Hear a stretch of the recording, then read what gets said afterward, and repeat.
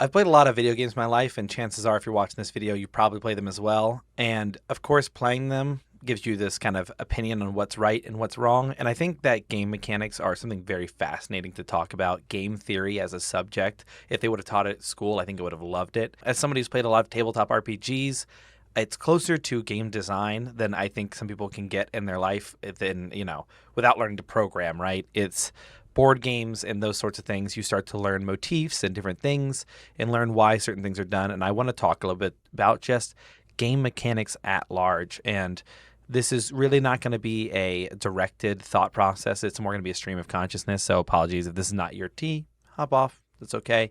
But if you'd like to stay here and listen to this face talk about game mechanics in a weirdly nuanced way that may be helpful, may not be, then stick around. Thank you. The reason I bring this up is that we've been trying new tabletop RPGs for our table, and every rule system does things a little bit differently. I think that D&D 5e, I don't know what you call it, an updated version. Let's just call it remaster like Pathfinder did, right? D&D 5e is a very simple system to run once you learn what a tabletop role-playing game is. It's the gold standard in simplicity to get you in and playing and running and having a good time as fast as possible.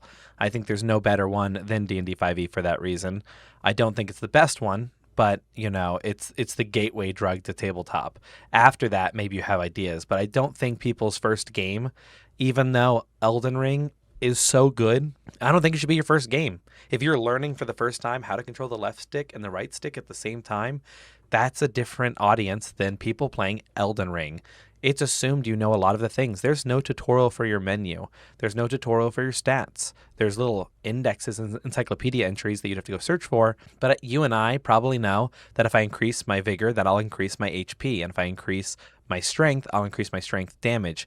That not to talk about scaling on what weapon I'm using and those sorts of things. So game mechanics can be as intricate as a Dark Souls game, or they can be as simple as Pong, right? Up, down, and you bounce the ball. There's really no input to shoot the ball, so it's just up and down, right? And when it comes to tabletop role-playing games, the dice you choose to roll, or the dice that you're told to roll, all are different things, what kind of fantasy you're looking to get out of it. And what I want to talk about is a little bit about what I think has been interesting to me recently, mechanics-wise, when it comes to tabletop RPGs, and the recent fixation I've had, Valheim. As well as sprinkle in Big Walk. Had played that game recently. So when it comes to Big Walk, I'll start with that one. I think it's interesting. It's a simple game, and I don't think anyone who looks up Big Walk will be confused. I think it's a great starter game, for instance. Some of these might be, some of these might not be when we talk about these games, but Big Walk, mechanically simple.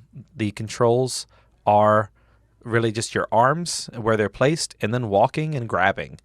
Not much more complex than that. You can pull off tricks maybe if you know how to crouch jump. I don't remember if that works for sure, but it's a mechanic that's often found in games that when you crouch while jumping, your hitbox is this big, it's this big when you crouch. When you jump, your head goes up, and if you bring your legs up too, you can fit onto a thing a little bit higher, right? So that idea, maybe that gives you an advantage or an edge that someone else wouldn't have, but you certainly don't need to crouch jump to finish the game. Every challenge we did as a group was silly, simple, and fun. And the added feature of having VoIP, where you get lost and you find each other again, it's a game mechanic. You could spoil that game, I think, by playing it with Discord on. There's a lot of games that use VoIP, and I think some of them use it because it became popular, and it was like a throw it in there. It makes the game funny. It doesn't make the game better, right? So some games, like I've been playing Kletka recently, it is like a Lethal Company type game, and I think it was made by someone who liked Lethal Company but had some gripes about how it runs mechanically, right? So let's take a look at just real quick what makes Kletka Kletka and what makes Lethal Company Lethal Company. To my understanding, as someone who's dabbled entry level in both games, mechanically when you start Lethal Company, you are the same person every time. There's no bonuses you get for starting. When you begin, you get in your ship and you pick a planet and you go and you loot. There's a large walk-up time to get to the ship. That is a game mechanic, right? Do we want them to why not just start in the building? I think to those of us who don't know there's outside mobs, that is a part of the, intrigue and surprise. And so maybe you just get tired of the walk-up because it's 5 minutes where you can die, or 2 minutes, depending on the walk, or a minute, that you could die and you had no chance to get any loot. And that can be funny for some people. That could be annoying. It's a different thing to be considered on what you want from your game. And the person who made Lethal Company wants that walk up and wants these outside mobs. Maybe his imagination was bigger than what he could keep in the building, right? So that's why he's created these things. But mechanically, it means that every mission has a kind of lead up time. Look at Kletka, however, you start, your character is randomized with some special perks you get, and then you are able to get into the elevator, pull the switch, and you're going. That's it. You are ready to start. When you stop the elevator, you will be at a level. It's time to go. Lethal Company, there's no storage besides setting it on the ground, right? In Kletka, you store it inside of your elevator, but your elevator has a weight capacity, so you can't just store everything you want. Clearly, this is iterative from Lethal Company, but these are mechanical differences, and they change, how much of an item you really need to make it helpful versus in the quota, you're just storing to store to store to store. I don't know that there's an overall goal that I'm aware of as a new player and a commoner player to Lethal Company. My goal is to have fun with my friends and then die. In Kletka, I am trying to get to the heart of the gigastructure, whatever that means. So these mechanically different games are the same genre, but they have certain choices that were made to make them into that. I think of often like you play Texas Hold'em or poker and they have mechanical differences, but they're the same game. Somebody at some point got bored or tired of how it went and thought, what's the part that I don't like? So when it comes to tabletop RPGs, that's often what the big thing is. We all kind of expect there to be a character sheet. We kind of expect there to be enemies to beat.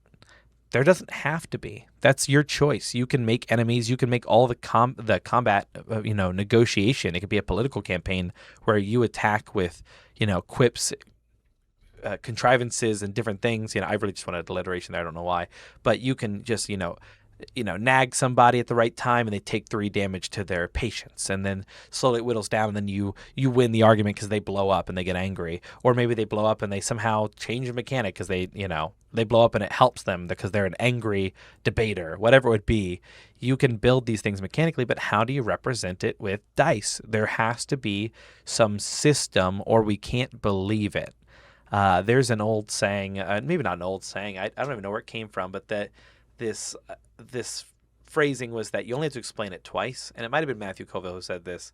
And it was kind of explaining how Star Trek does things, which is why we can't break the Klingon shield. What do we need? We need a Newtonium crystal. Why? Because Newtonium crystals can go through the shield. Okay.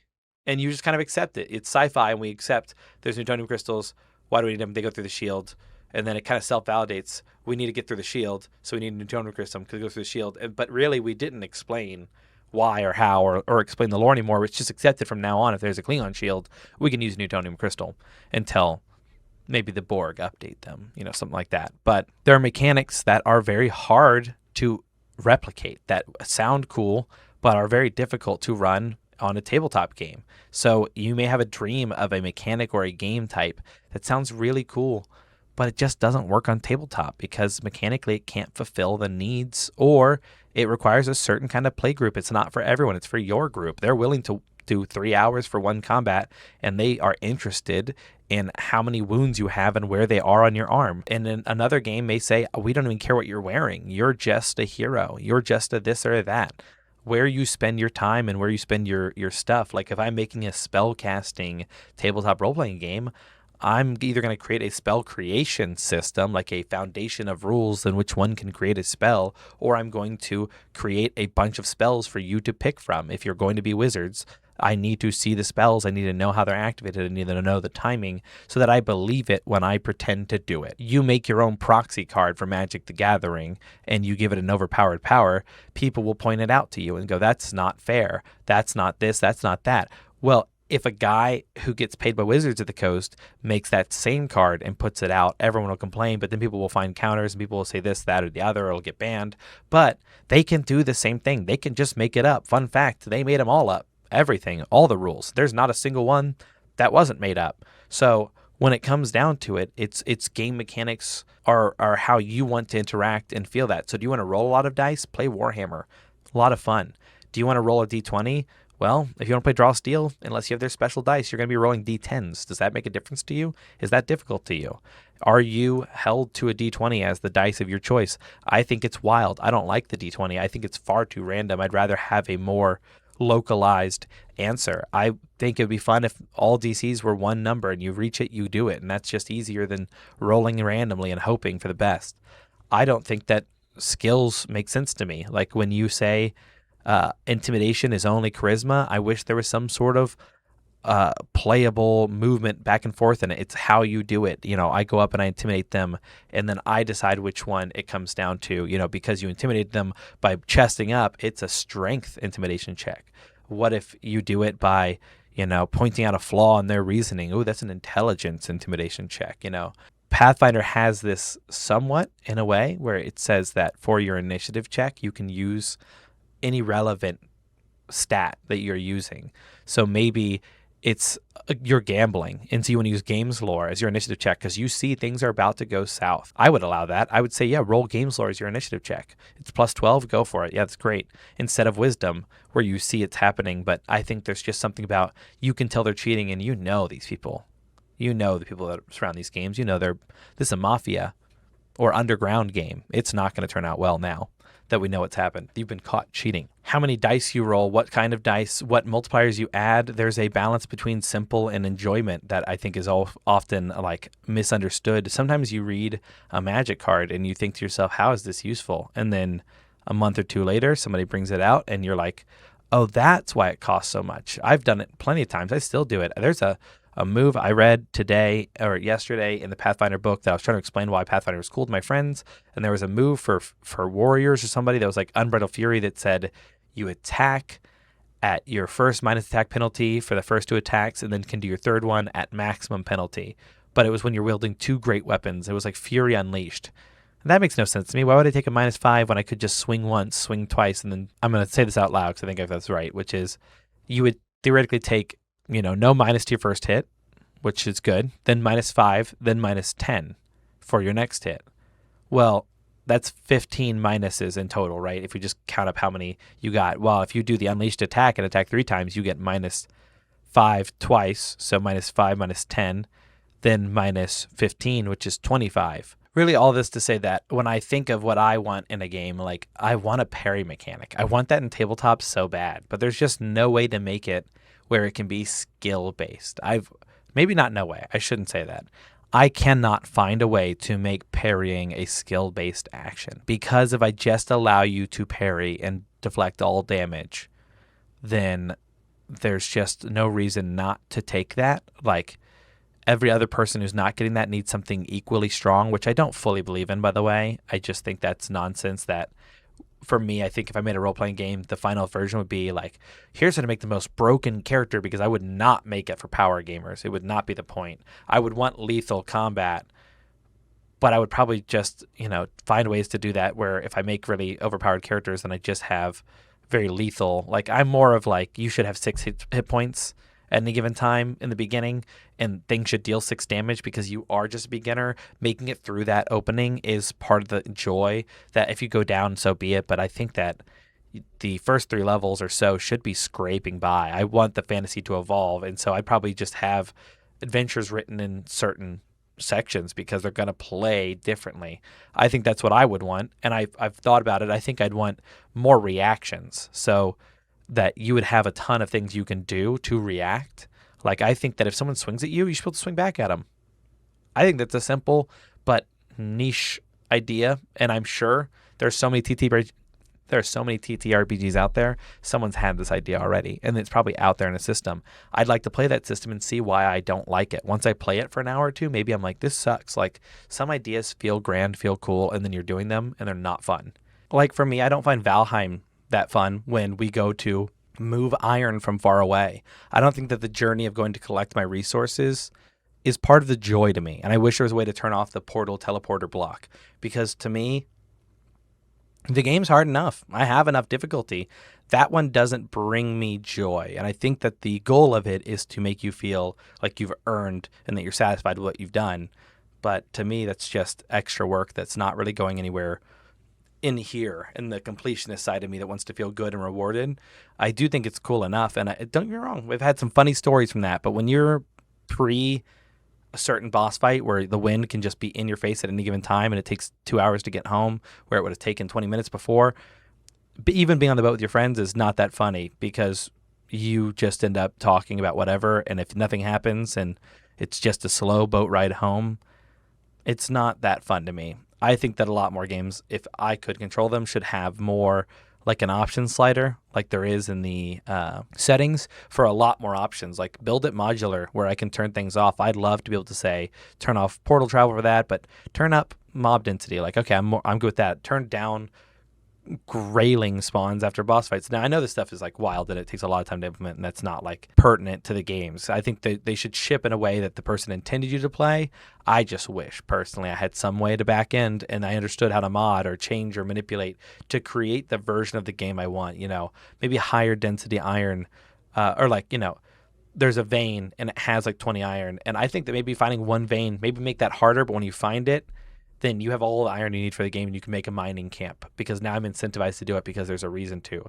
Maybe there's a crane device that lowers and lifts things up. That's totally new mechanics, but I guess these are things where I have my own ideas that I would love to implement, but I can't do them. But tabletop allows me to do that. So what if I think try to draw this all to a bow? I would say, hey, if you're out there and you're playing games, start appreciating and looking at the mechanics that they're putting in and why they might have picked the mechanic they did. I think in most games, these are labors of love, and there's a reason for the mechanic. Like if you are going to do something in maybe Pathfinder or Dungeons and Dragons, and then your GM says, no, you can't do that. And you're like, why? This is a made up game where I could do anything. It's like, well, it's made up. We can do anything. We try to err to the cool side, but the thing you're trying to do is something that someone else can do. And by allowing you to do it, we're kind of stomping on the fact that for 2 years they've chosen to play a rogue and they get sneak attack, and now you're trying to sneak attack. It's a common one when players start playing is I swing at the goblin and I chop their head off. So I roll a 6. Okay, so their head comes off, right? It's like, no, you swung to try and chop their head off and you deal 6 damage, but it wasn't enough to kill them, so their head doesn't come off. But I aimed at their head. Doesn't it do more damage? It's like, okay, then all of my goblins now aim for your knees. Have fun. Like, it sounds good until the enemy gets it. And maybe we just have the heroes have that ability and the enemy doesn't. But do you want to track every limb's damage? I don't. Do I want to be able to target limbs? Absolutely. VATS is really fun. I think it's very cool. So there are things to be balanced and weighed. And it's easy to sit there and argue about what you think would make the game right. At some point, you're kicking the can down the road. The payment comes due and you've got to figure out how to make it work and be mechanically fun enough. And that's sad because sometimes I just want it to be permanently fun and I get to do everything I want. It doesn't really work out. Sandbox mode gets old to me. So thank you all for watching. Any comments down below? Thank you all, and peace.